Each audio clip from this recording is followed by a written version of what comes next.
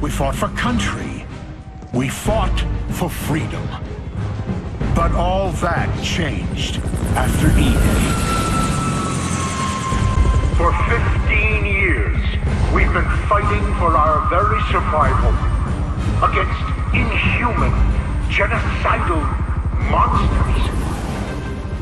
But it is a fight we cannot continue. The sequel to one of the most popular Xbox 360 games is back with Gears of War 2. Produced once again by Epic Games, they have done a fantastic job to raise the bar once again in this third-person action shooter genre. Marcus Phoenix and his crew is back, fighting once again to destroy the Locusts once and for all. After learning that the light mass bomb had failed from the first game, Marcus, Dom, Cole, and Carmine begin the game by trying to figure out where the Locusts are now.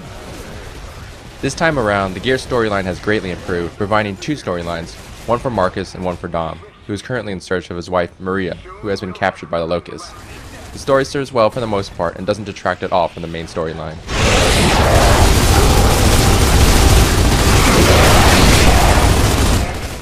Like the previous game, the game is broken up into 5 acts, taking you from different locations from snowy mountains to the Locust's hive. Each has its unique feel and style and does a very good job of making each transition flow seamlessly. We have no idea if Maria's down here and I need to know. You don't have to go with me, alright? Damn it! That's just gonna get us both killed. We need to get into the stronghold and activate the beacon. This is it, Dom. This is everything we've been fighting for.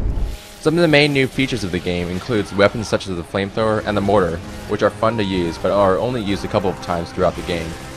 There are also new enemies such as the Reavers, which you can now find on land. There are also tickers which explode once they get near you, as well as larger enemies in the first game. Shoot the thing in his mouth!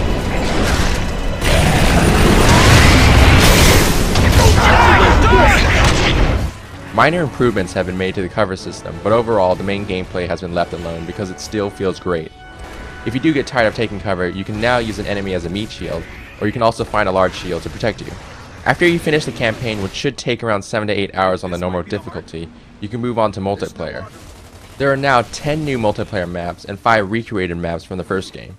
There's also new Horde mode, which sends wave after wave of enemies at you. All of the modes are back, so there is still plenty of hours to be spent after you finish the campaign. The addition of new lighting filters really adds depth to the world, and it's also nice to see some variety in the color palette and environments. While the lack of 4-player co-op through the story campaign is very disappointing, Horde is a blast and will most likely provide hours of fun with friends who coordinate effectively.